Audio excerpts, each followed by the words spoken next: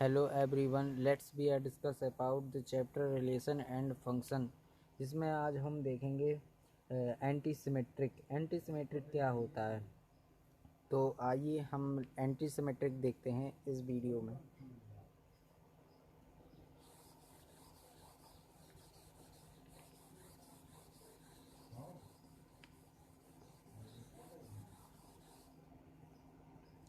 Anti symmetric क्या है, तो देखिए एंटी सिमेट्रिक्स की डेफिनेशन से पहले हम थोड़ा जानते हैं कि एंटी सिमेट्रिक क्या है। देखिए एंटी सिमेट्रिक सिमेट्रिक है। सिमेट्रिक की शर्त क्या थी, कंडीशन, तो देखिए सिमेट्रिक में कंडीशन क्या थी।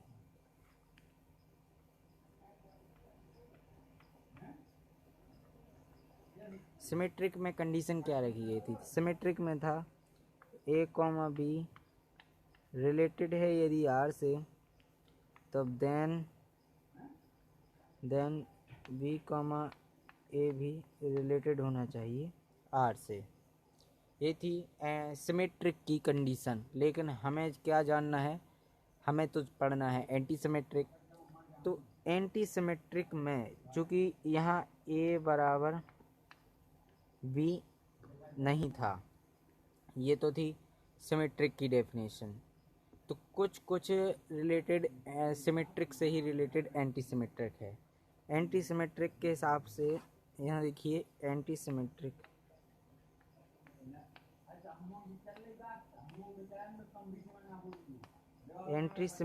देखिए anti symmetric same to same definition ही है।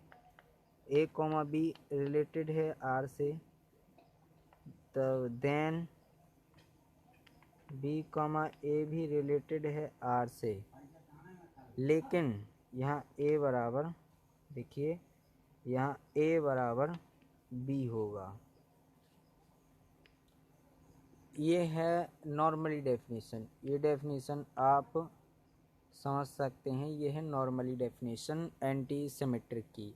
इसको जनरली फॉर्म में हम याद रख सकने के फॉर्म में लिखा हुआ है, एकदम शॉर्ट फॉर्म, कि ए कॉमा बी रिलेटेड है आर से, तब बी कॉमा ए भी रिलेटेड है आर से। लेकिन कब, जब ए बराबर बी है।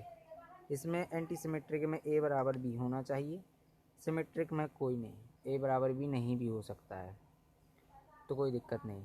अब देखिए एंटी सिमेट्रिक कैसे, तो एंटी सिमेट्रिक पर एक हम सवाल देख रहे हैं एग्जाम्पल के थ्रू। एंटी सिमेट्रिक देखते हैं example through. Anti symmetric example के थ्रू देख रहे हैं एंटी सिमेट्रिक।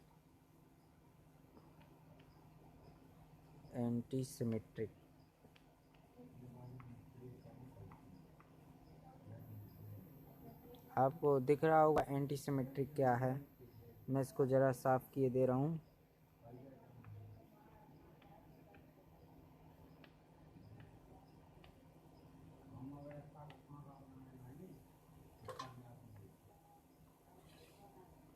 एंटी सिमेट्रिक, अब एंटी सिमेट्रिक का हमें पहले देखना है डेफिनेशन।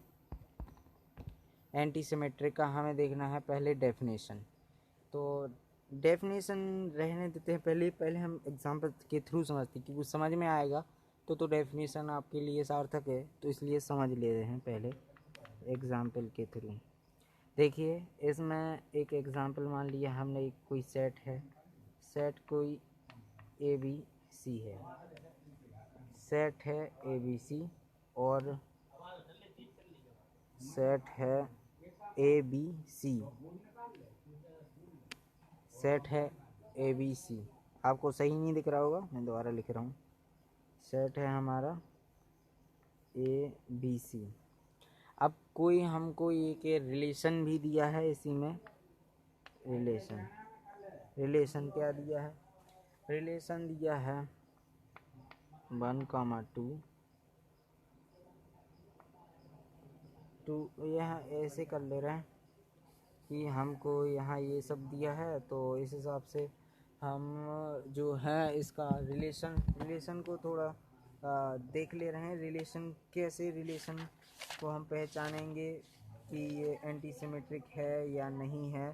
तो एंटी सिमेट्रिक पहचानने के लिए हम देख ले रहे हैं, एक ये एग्ज़ाम्पल है, हम इसका थोड़ा सेट बदले दे रहे हैं। सेट इसमें थोड़ा दूसरा दिया है, एग्ज़ाम्पल है तो सेट दूसरा लिख रहे हैं। सेट है 1 2 3, एक ये कोई सेट दिया है, ये सेट है और हमको कोई एक रिलेशन दिया है 1, 1, ये दिया है 3, 3, 3, 2, 1, 2 एंड 2, 3। अब हमको ये पहचानना है क्या ये एंटी सिमेट्रिक रिलेशन है, जो हमें रिलेशन गिवन है, क्या ये एंटी सिमेट्रिक रिलेशन है। तो मैंने आपके लिए सीधा डेफिनेशन से याद रखिए कि A बराबर B होना चाहिए एंटी सिमेट्रिक में, तब ये एंटी सिमेट्रिक होगा। देखते हैं 1, 1 ये तो डायगोनल टाइप का होता है, तो ये तो हमेशा होगा। 3, 3 भी होगा। अब देखिए 3, 2 दिया है और 2, 3 दिया है, लेकिन 2, 3 के बराबर तो नहीं होता है ना। अब जैसे देखिए 2 is less than 2 is less than equal 3, तो क्या 3 भी इज लेस देन इक्वल 2 होगा? क्या 3 भी इज लेस देन इक्वल 2 होगा? ये नहीं होगा ना। इसलिए ये जो रिलेशन है वो एंटी सिमेट्रिक नहीं है। So this relation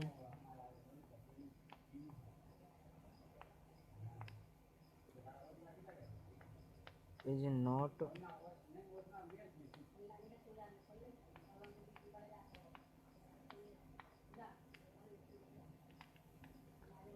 this relation is not anti symmetric. अब आपको समझ में आ गया होगा किस प्रकार से। आइए देखते हैं, एक हम सिमेट्रिक एंटी सिमेट्रिक पर सीधा देखते हैं, उसमें हम पहचान नहीं है, वो आपको डायरेक्ट लिख लेना है कॉपी में, किस प्रकार से होगा। देखते हैं दूसरा एग्जाम्पल। अब आप किसी भी प्रकार के एग्जाम्पल को पहचान सकेंगे। देखिए इस हिसाब से एंटी सिमेट्रिक का जो रिलेशन होगा वो कैसा होगा, इस टाइप का होगा 1, 1, 2, 2, 3, 3। ये रिलेशन हो गया एंटी सिमेट्रिक का, ये रिलेशन एंटी सिमेट्रिक का हो गया। आप ये एग्जाम्पल है, इस टाइप से होगा एंटी सिमेट्रिक का। तो अब आपको एंटी सिमेट्रिक समझ में आ गया होगा। तो इसके बाद हम डेफिनेशन देख लें, बिल्कुल छोटा सा टॉपिक है एंटी सिमेट्रिक। आइए उसका थोड़ा डेफिनेशन देख लें। मैंने आपको नॉर्मली जो हमें जनरली याद रखना पड़ता है वो मैंने आपको डायरेक्ट बता ही दिया था। ये इसको शॉर्ट डेफिनेशन के थ्रू भी आप लिख सकते हैं कि यदि A, B रिलेटेड है R से, ये मैंने पहले ही बताया है, तब देन B, A भी रिलेटेड है R से, तब A बराबर B होना चाहिए, तो ये एंटी सिमेट्रिक होगा। ये तो है जो आपको जनरली याद रखना है। पूरा डेफिनेशन तो आप याद नहीं रख सकते हैं, इसलिए छोटा छोटा करके शॉर्ट फॉर्म में आपको याद रखना है। तो आप ये डेफिनेशन याद रख सकते हैं, शॉर्ट में डेफिनेशन है। आइए थोड़ा लॉन्ग वाला डेफिनेशन भी हम देख लेते हैं। लॉन्ग वाला डेफिनेशन क्या होता है एंटी सिमेट्रिक का। पूरा एक टॉपिक है एंटी सिमेट्रिक जो आपको इसमें पढ़ना है। इस पर कुछ क्वेश्चंस पूछ लिए जाते हैं कि एंटी सिमेट्रिक क्या रिलेशन है, एंटी सिमेट्रिक है। 4 विकल्प देगा, है, नहीं है, है भी और नहीं भी और कोई नहीं, इनमें से कोई नहीं। तो आपको जब आपको रिलेशन पहचानना आएगा तभी तो आप बता सकेंगे ना उसका आंसर।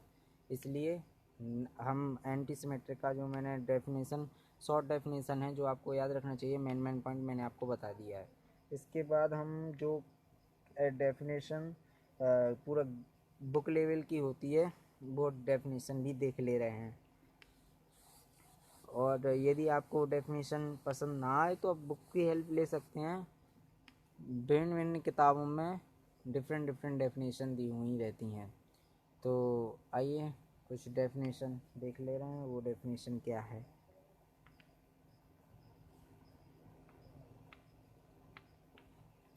किताब वाली डेफिनेशन, बुक वाली डेफिनेशन। देखिए इसमें एक ये डेफिनेशन दी हुई है, इस डेफिनेशन को हम देख लेते हैं। ये डेफिनेशन हमको क्या दी हुई है।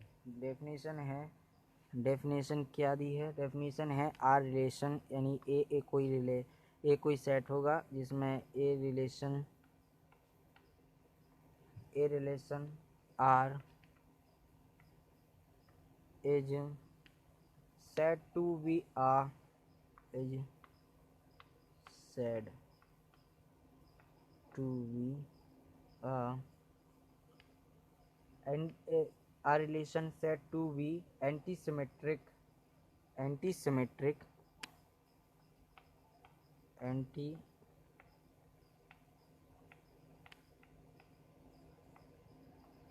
a relation to be a antisymmetric if x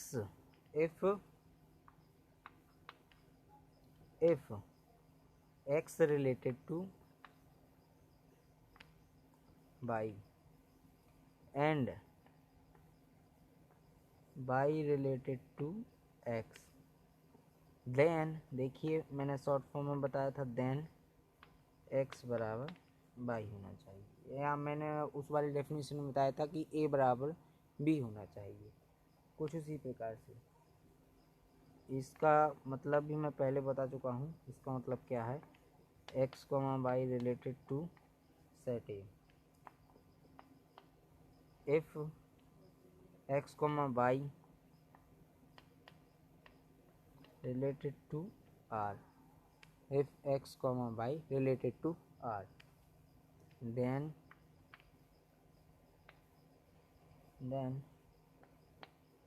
y, x related to R, and if only and if x बराबर y for all x, y related to R। तो ये है हमारा बेसिक डेफिनेशन, जो कि किताब में भी आपको कुछ इस तरीके का दिख सकता है। आप चाहें तो ये डेफिनेशन लिख सकते हैं। ये डेफिनेशन है किताब की, बुक की। आप चाहें तो मेरा शॉर्ट फॉर्म वाला डेफिनेशन डायरेक्ट याद रख सकते हैं, इसमें भी वैसा ही कुछ दिया है। देखिए यदि x रिलेटेड है y से, यदि y रिलेटेड है x से, तब देन x बराबर y के होगा। ये मैंने सीधा सीधा आपको बता दिया था वो। आप ये डेफिनेशन याद रख सकते हैं, अदरवाइज़ नहीं रखना हो तो शॉर्ट फॉर्म वाले वैसे भी रखकर आप अपना काम को चला सकते हैं।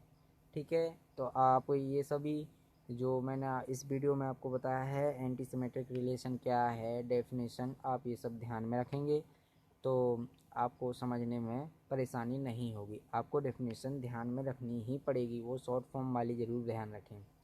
तो आपको ये वीडियो पसंद आया है तो वीडियो को लाइक कर दें और चैनल को सब्सक्राइब कर दें, ताकि यदि आप हमारे चैनल पर नए जुड़े हैं तो आपके पास तुरंत नोटिफिकेशन पहुंच सके। यदि आपको वीडियो, पुनः मैं कह रहा हूँ, यदि आपको वीडियो पसंद आया तो वीडियो को लाइक ज़रूर कर दें। Thank you very much.